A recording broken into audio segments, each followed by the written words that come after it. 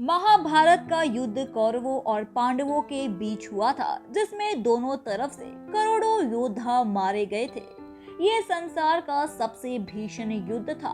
उससे पहले ना तो कभी ऐसा युद्ध हुआ था और ना ही भविष्य में कभी ऐसा युद्ध होने की संभावना है।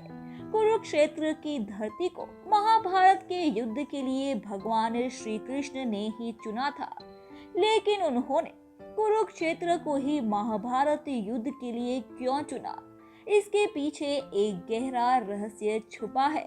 शास्त्रों के मुताबिक महाभारत का युद्ध जब तय हो गया तो उसके लिए जमीन तलाश की जाने लगी। भगवान श्री कृष्ण इसी युद्ध के जरिए धरती पर बढ़ते पाप को मिटाना चाहते थे और धर्म की स्थापना करना चाहते थे। दूत द्वारा सुनाई इस सच्ची घटना को सुनकर श्री कृष्ण ने तय किया कि यही भूमि भाई भाई, गुरु शिष्य और सगे संबंधियों के युद्ध के लिए बिल्कुल उपयुक्त है। श्री कृष्ण अब बिल्कुल निश्चिंत हो गए कि इस भूमि के संस्कार यहाँ पर भाइयों के युद्ध में एक दूसरे के प्रति प्रेम उत्पन्न नहीं होने देंगे। इसके बाद उन्होंने महाभारत का युद्ध कुरुक्षेत्र में करवाने का ऐलान कर दिया। महाभारत से जुड़े ऐसे कई रहस्य हैं जिनके बारे में बहुत कम ही लोगों को पता है। ऐसा ही एक रहस्य पांडवों से जुड़ा हुआ है, जिसके बारे में जानकर आपको बेहद हैरानी होगी। ऐसा माना जाता है कि पांडवों ने अपने पिता की मृत्यु के बाद उनकी लाश का मांस खाया था, लेकिन उन्होंने ऐसा क्यों किया था, ये जानकर आपको और भी ज्यादा हैरानी होगी। कहा जाता है कि युधिष्ठिर, भीम, अर्जुन, नकुल और सहदेव के पिता पांडु को किसी ऋषि ने श्राप दिया था कि वो अगर किसी भी स्त्री से शारीरिक संबंध बनाएगा तो उसकी मृत्यु हो जाएगी। इसी के चलते उन्होंने कभी भी अपनी पत्नी कुंती और माद्री से शारीरिक संबंध नहीं बनाए थे, लेकिन कुंती को ऋषि दुर्वासा ने वरदान दिया था कि वह किसी भी देवता का आह्वान करके उनसे संतान प्राप्ति का वरदान मांग सकती है। महाराज पांडु के कहने पर कुंती ने एक एक कर कई देवताओं का आह्वान किया। इसी प्रकार माद्री ने भी देवताओं का आह्वान किया। तब कुंती को 3 पुत्र युधिष्ठिर, भीम और अर्जुन मिले और माद्री को 2 पुत्र नकुल और सहदेव मिले। माना जाता है कि एक दिन पांडु खुद पर नियंत्रण न रख सके और उन्होंने माद्री से शारीरिक संबंध बना लिए। ऐसे में ऋषि के श्राप के अनुसार महाराज पांडु की मृत्यु हो गई।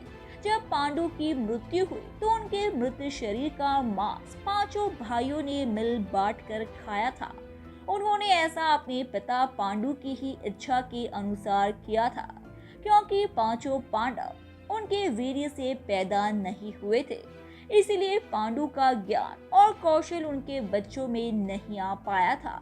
इसीलिए उन्होंने अपनी मृत्यु से पहले ऐसा वरदान मांगा था कि उनके बच्चे उनकी मृत्यु के पश्चात उनके शरीर का मांस मिल बांट कर खा ले, ताकि उनका ज्ञान उनके बच्चों में चला जाए। पांडवों द्वारा अपने पिता का मांस खाने को लेकर 2 मान्यताएं प्रचलित है। पहली मान्यता के अनुसार मांस तो 5 भाइयों ने खाया था, लेकिन सबसे ज्यादा हिस्सा सहदेव ने खाया था। जबकि एक अन्य मान्यता के अनुसार सिर्फ सहदेव ने पिता की इच्छा का पालन करते हुए उनके मस्तिष्क के 3 टुकड़े खाए थे। पहले टुकड़े को खाते ही सहदेव को इतिहास का ज्ञान हुआ, दूसरे टुकड़े को खाने पर वर्तमान का और तीसरे टुकड़े को खाते ही उन्हें भविष्य का भी ज्ञान हो गया।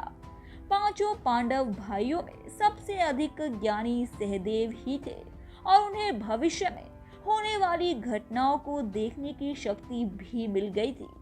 कहा जाता है कि सहदेव ने पहले ही महाभारत का युद्ध देख लिया था।